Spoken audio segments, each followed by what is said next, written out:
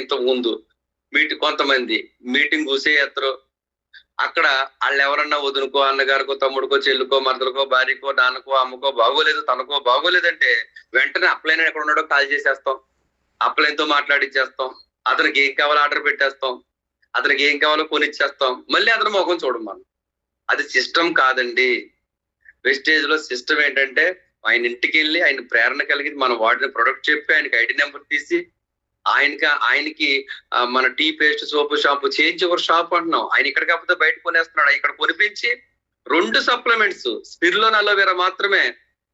ఎలాగా ఈ సమస్యల కోసం కాదు, సమస్యలు రాకుండా. కాబట్టి ఆ రెండింటిని నేను వాడనురా, బాగుందిరా, నువ్వు కూడా అలోవెరా వాడితే డైజెస్ట్ సిస్టమ్ బాగుంటుంది అని చెప్తే అవి తర్వాత చూస్తారులే, ముందు టీ పేస్ట్, సోపు, షాంపూ పెట్టమని కొందరు చెప్తారు, నువ్వు వాడావు కదా పెట్టు నేను వాడతానని చెప్పి అనవచ్చు.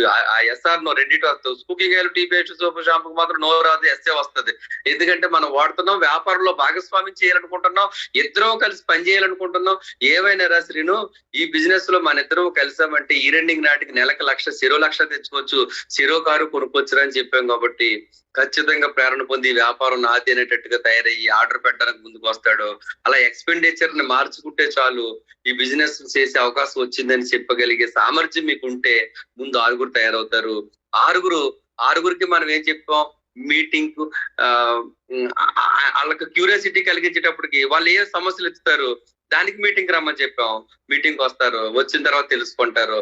ఇప్పుడు చెప్పండి అని చెప్తే, ఇప్పుడు చెప్పరా శ్రీను మొన్న ఏంటని అడిగామంటే అసలు మనం చెప్పక్కర్లా, అక్కడే ఎవరొకరు, ఇప్పుడు వాళ్ళ అమ్మగారికి ఏంటి మోకాళ్ళ నొప్పులు అన్నారు, ఇప్పుడు ఎవరొకరు ఒక 20 మంది మాటల్లో నేను మా అమ్మగారికి మోకాళ్ళ నొప్పులకి గ్లూకోజమైన్, కాల్షియం, కొలాజిన్ లేదా నోని, ఫ్లాక్స్ వాడించాను అనగానే ఈయన అప్పుడే నోట్ చేసేసుకోవటము, లేదా ఇందాక మోకాళ్ళ నొప్పులకి వాడనన్నారు ఏంటి, అవి నాకు కావాలని చెప్తారు.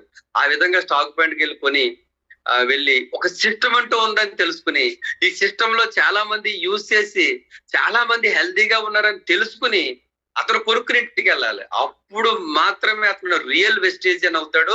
కన్సిస్టెన్సీ ఎక్కడ కూడా క్లోజ్ అవ్వదు, కంటిన్యూ చేస్తాడు అనమాట. మనం నలుగురిలోకి తీసుకురాకుండా ఇంటికాడ మాత్రం ఇవన్నీ చెప్పేస్తున్నాం, ఇంటికాడే వదిలేస్తున్నాం. చాలా మంది చేస్తున్నారు అలాగా. అలా చెయ్యొద్దు దయించి.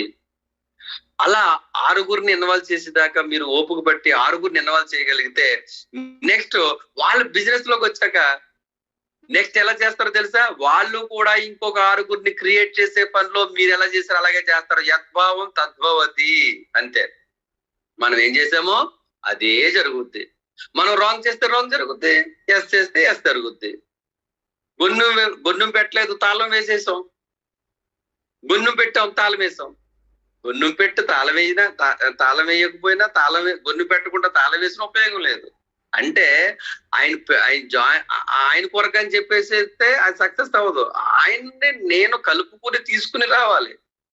అంటే ఈ బిజినెస్ లో ఆయనతో నేను కలవాలి, ఆయనతో చేసే అవకాశం నాకు వచ్చింది, నేను జనంతో నడాలి, ముందు నా 6 నడాలని మనం ఫీల్ అవ్వాలి ఫస్ట్. అందుకే ఈ డైరెక్ట్ సెల్లింగ్ లాంగ్వేజ్ అంటే ఇది ఏదో ఈ ఒక్క రోజుతో అయిపోదు. చాలా మంది అంటారు ఇతను జాయిన్ చేసేస్తే ఇంక ఇతనే చూసుకుంటా, అతనే చూసుకునే ఫలం అయితే మన అప్లైన్ కూడా అనుకున్నాడు నేనే చూసుకుంటానని. తప్పండి అది.